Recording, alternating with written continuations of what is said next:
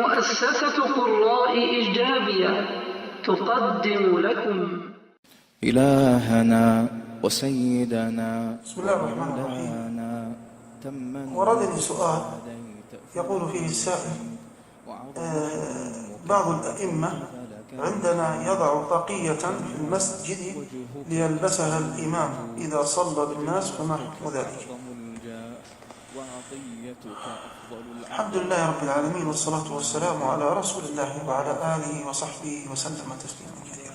لا يخفاكم أيها الإخوة أن عامة الناس يشددون في مثل هذه المسائل، أنهم يرون لابد من لبسها. نحن لا نقول بأنها شرط في صحة صلاة الرجل، لكن حتى علماؤنا هنا كانوا يأمروننا بتغطية الرأس. أذكر شيخنا زيد عليه رحمة الله كان يأمرنا، يقول لا، ما يجوز طالب العلم غير شماغ، لا بد أن يتميز طالب العلم.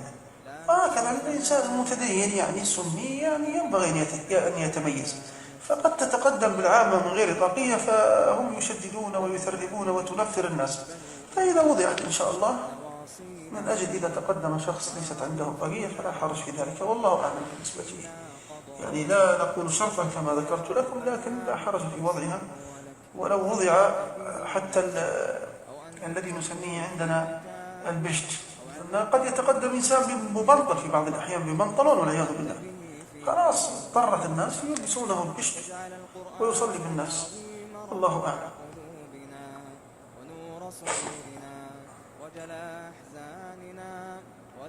يقول السائل: كيف نوفق بين قوله تعالى ومن يقتل مؤمنا متعمدا فجزاؤه جهنم خالدا فيها الآية، وبين قوله تعالى ويغفر ما دون ذلك لمن يشاء؟ هذه الآيات يا إخوة ذكر العلماء أنها للتغليظ، فقد كان الإمام أحمد لا يفسر مثل هذه الآيات من باب زجر الناس، فلما تفسر للناس قد يجعلهم يتكلون على أدلة الرجاء ويتركون أدلة الخوف. فمثل هذه الآيات ومثل هذه الأحاديث التي فيها التغليظ في قتل النفس يجب أن تبقى على ظاهرها هكذا تخويفا للناس، وإلا أهل السنة يفصلون في مثل هذه الآية ومن يقتل مؤمنا متعمدا، يقولون إذا كان مستحلا، ويقولون خالدا فيها الخلود بمعنى المكث الطويل عند أهل السنة، وهذا عليه أكثر أهل السنة. وابن عباس يقول لا توبة له، ورد عليه بعض أئمة سلف من الصحابة. فالمقصود بارك الله فيكم ويغفر ما دون ذلك ما دون الشرك. لكن هذه الآية التخليد المذكور فيها يقول هو المكث الطويل، هذا الذي ذكره كثير من الآية، والله أعلم. والأخ ذكر أن الإخوة يسلمون عليه، فعليهم السلام ورحمة الله وبركاته. ونشهد الله عز وجل أننا نحب كل سلفي على وجه الأرض من الجن كان أو من الإنس، محبة لله عز وجل.